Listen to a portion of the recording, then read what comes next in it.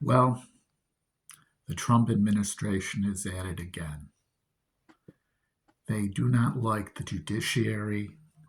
They do not understand that our system of government, in order to prevent tyranny, has three co equal branches: the legislative, the judicial, and the executive.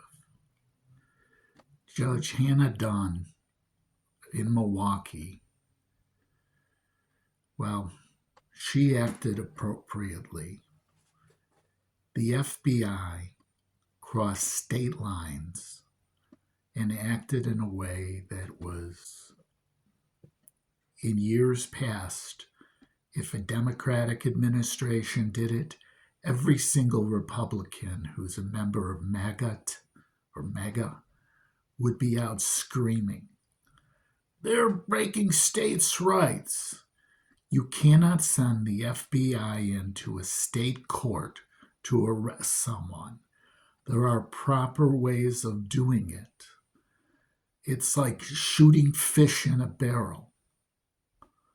They said, well, they knew they had to go through metal detectors. You know, um, that's why we did it. What? Are the FBI pussies? Are they? He was in court facing charges for one thing, and they want to arrest him for something else. First of all, we are all illegal immigrants. Hannah Dunn, all she did is she didn't help him leave. She didn't hide him. She just said, if you're going to leave through this door over here. That's all she did. Legally, she did not have to detain him, have the bailiff detain him. She acted totally within the law. So, you're going to charge her? Why? Because you want to intimidate judges. That's it. You want to create a banana republic. People didn't believe that Project 2025 was what Trump was going to do. He's following the playbook. Is our economy better? No. He said that Biden was causing a recession. We were doing fantastic under Biden.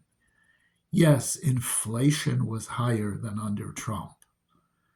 When everyone is in the midst of a pandemic and you're not driving anywhere because you're not able to, and you're not using gas is going to go down in price. It's simple supply side economics. When you have more of a resource, it goes down. When a resource becomes scarce, it goes up. That's why lead is cheap and gold is expensive. Lead is plentiful, gold isn't. Gold is a rare metal. It's just common sense. Of course, common sense in a president that's a buffoon, well, you can't expect logic. And just another offense that we can impeach Trump for. But he won't get impeached. It's not about right and wrong. It's not about the Constitution or freedom. The political parties view things in one way: power. That's all they see is power. If they can hang on to power, great. But what happens when the election comes and they lose their power? Well, we see in certain states already what the Republicans are doing. We see they're having the elections recounted over and over again. And then when the results don't turn out their way, they try to have voters disqualified, say that Those votes shouldn't count. We lost by 1,000 votes. Let's disqualify 10,000 Democratic voters. Cheat to win. Doesn't matter about the Constitution. Doesn't matter about anything. Think about this. Even if you are a Republican and you see the Republicans cheating, why don't you call them out? Baseball is America's favorite game, or was for years.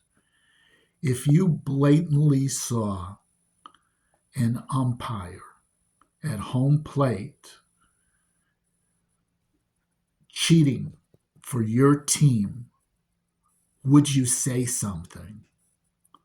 Would you take the victory if it was obvious?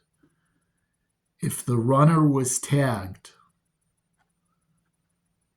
and the umpire said, I don't like the way he tagged him too hard, doesn't count, you'd be screaming even if you were on that team's side.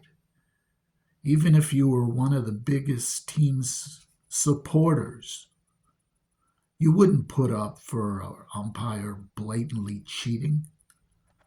Well, that's what the Republicans are trying to do, blatantly cheat. It's not gaining votes, it's disqualifying votes.